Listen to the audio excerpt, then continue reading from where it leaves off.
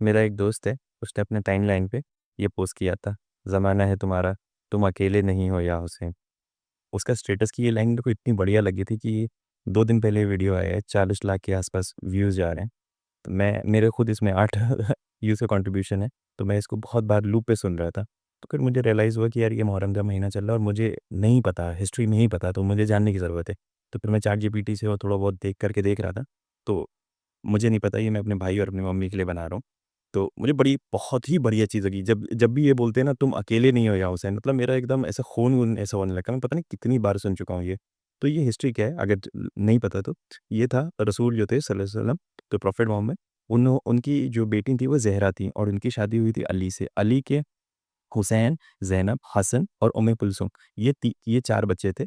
तो जो ज़हरा थीं वो उनका इंतकाल हो गया था रसूल के कुछ साल बाद, तो वो करबला के वक़्त में ज़िंदा नहीं थी पर उन्होंने एक फ़तवा दिया था फ़दक का, जो कि इनजस्टिस के खिलाफ था और वो इनजस्टिस क्यों था जब रसूल ख़त्म हो गए थे और जो अली थे, उनकी एक और वाइफ थे, उनके बेटे थे अब्बास। मैं सोचता था अब्बास का क्या है, वो पानी लेके आए, वो इतने ब्रेव थे, कैसे ये सब हो कैसे रहा है? और हुसैन के जो एक बेटे थे, उनका नाम था ज़ैनुल आबदीन। ये कुछ मेन सेंट्रल कैरेक्टर्स हैं कि हुआ क्या था।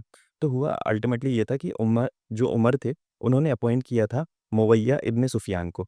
तो अब आप सोचेंगे ये कहाँ से आ गया? उसको जानने के लिए पहले हमें ये समझने की ज़रूरत है कि ये शिया सुन्नी का स्प्लिट है क्या? तो शिया सुन्नी का स्प्लिट ये है कि जो सुन्नी लोग थे, उन्होंने अबू बकर को चूज़ कर लिया था एक कंसल्टेशन के द्वारा, इसको एक वर्ड था, तो उसके थ्रू इन्होंने अबू बकर को चूज़ कर लिया था कि ठीक है, आप खलीफा बन जाएँगे। पर जो शिया लोग थे, वो लोग मानते थे कि जो जो खिलाफत है, खलीफत है, वो रसूल की ही फैमिली के बीच में रहनी चाहिए। तो ये ओरिजिनल जो प्रॉब्लम थी वहाँ से स्टार्ट हो रहा था। अब हुआ क्या कि जो उमर थे उन्होंने अपॉइंट कर लिया मुवैया जो उस समय के खलीफा थे उन्होंने कह दिया ठीक है मुवैया इब्न सुफियान को उन्होंने कह दिया कि ठीक है आप लीडर बन जाइए और यहाँ से उमैद डायनेस्टी की शुरुआत हुई थी। उससे पहले खिलाफत चल रही थी पर यहाँ से डायनेस्टी मतलब एक परिवार का राज, एक पॉलिटिकल स्ट्रक्चर स्टार्ट हुआ था।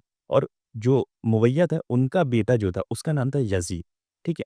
तो अब ये हुआ क्या मतलब किस तरीके से बात जाती है किस तरीके से बात जाती है कि जो हसन थे, तो हसन हुसैन का तो हम लोगों ने नाम सुना है, तो हसन ने क्या किया था, उन्होंने पीस कर ली थी, मतलब उन्होंने ट्रीटी साइन कर ली थी। मतलब ऐसा नहीं कि मतलब उन्होंने मान लिया हो या वो शांति के लिए उन्होंने एक ट्रीटी साइन कर ली थी कि ठीक है, जब क्या कहते आप मुवैया को बनाना चाहते हैं, ठीक है, मुवैया को बना दीजिए पर यज़ीद को मत बनाइए क्योंकि वो बहुत ही ज़्यादा मतलब डेलिंक्वेंट है, वो बिल्कुल सही बंदा नहीं है। तो हम शांति के नाम पे कायदे से तो हसन या हुसैन को ही बनना चाहिए था, बट उन्होंने कहा ठीक है मुवैया को बना दीजिए बट इसकी मौत के बाद आप हसन या हुसैन में से किसी एक को मतलब खिलाफत मिलेगी।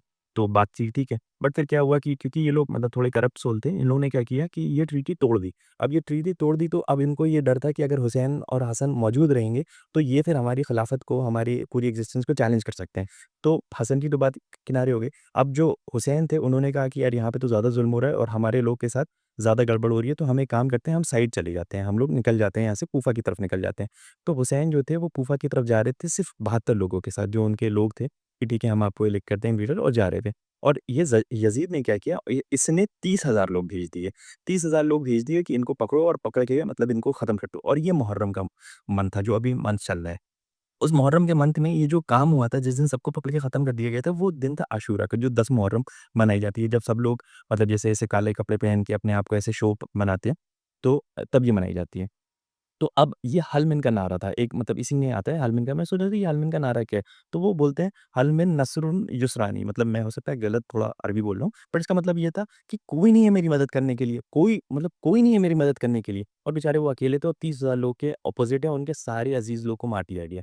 तो उन मतलब उन्होंने किया था हल मिन नुसरानी, कोई नहीं है मेरी मदद करने के लिए। तो अब जो लोग ये बात बोलते हैं लब्बैक या हुसैन, लब्बैक या हुसैन, हम हम हैं हुसैन, हम हैं आपके लिए, हम आ रहे हैं। तो इसमें वो यही बोलते हैं कि हम हुसैन हम हैं, आप डरिए मत, आप उस दिन अकेले थे पर अब नहीं अकेले। मतलब हम लोग हैं आपके लिए। इतनी पावरफुल बात मुझे लगती है कि जो आप अकेले थे, अब नहीं अकेले। तो मैं फिर यही सोच रहा था कि यार जब ये 72 लोग थे, इनमें सबको मार दिया गया, तो फिर ये बात किसने आके बोली? मतलब किसने आके बोली? तो अब जो बात आके बोली वो ज़ैनब ने बोली, जो अली के बेटे थे, जो बेटी थी, ये ज़ैनब रसूल की जो पोती थी। तो ज़ैनब उनकी हुसैन की बहन थी। उन्होंने जाके बोली और इसीलिए मतलब मुसलमानों में ये सेंट्रल कैरेक्टर जो जो स्ट्रॉन्ग लेडी का कैरेक्टर वो कितना इम्पोर्टेंट है। उन्होंने जाके सबको ये बताया कि कितना ज़ुल्म हुआ था, कैसे किया था। उन्होंने खूब खुतबे दिए, उन्होंने खूब शायरी स्पीचेज़ दी और एकदम टायरनी के खिलाफ वो बोलती रहीं, बोलती रहीं, बोलती रहीं। उनके एक एक और जो उनके भाई थे ज़ैनुल आबिदीन उनके जो बेटे थे सन ऑफ हुसैन, उन्होंने भी जाके बोला। तो मतलब इतनी बढ़िया चीज़ थी कि यार मतलब मुझे ये हिस्ट्री ही नहीं पता, ये पता ही नहीं है। ये और जो अल्टीमेट है मतलब लोग अब सबका तरीका है प्रेज़ेंट करने का, बट मैं जो इस बात से डिराइव कर रहा हूँ कि ये लोग ऑपरेशन के खिलाफ खड़े होते हैं। भले ही हमको लगे यार ये लोग कोई रॉड फोड़ ले रहा है, ये कर ले रहा है। आई एम श्योर ये मैसेज नहीं था। मैं हमेशा समझता था शायद ये मैसेज है क्या?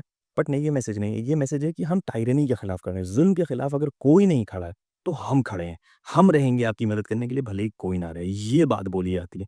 मेरा एक वही जो दोस्त है वो ऐसे स्टेटस लगाता है। मैं बहुत साल तक सोचता था यार ये अकेला क्यों मतलब ऐसे फ़िलिस्तीन और इज़राइल और गाज़ा की स्टेटस लगाता है। बट अब मेरे को अल्टीमेटली समझ में आया वो करता क्या है? वो सच में इस वैल्यू को इम्बाइब करता है कि कुछ भी हो जाए, मतलब कोई ना हमारे लिए खड़ा रहे, कोई ज़ुल्म के खिलाफ ना खड़ा रहे, मेरी आवाज़ ना जाए, बट मैं खड़ा रहूँगा। मैं हूँ यहाँ पे, मतलब आप अकेले नहीं हैं, मैं रहूँगा आपकी मदद के लिए। Beautiful, beautiful. मतलब मुझे ये हिस्ट्री याद है कि मैंने कहा रिकॉर्ड कर लूँ, तो बस यही है।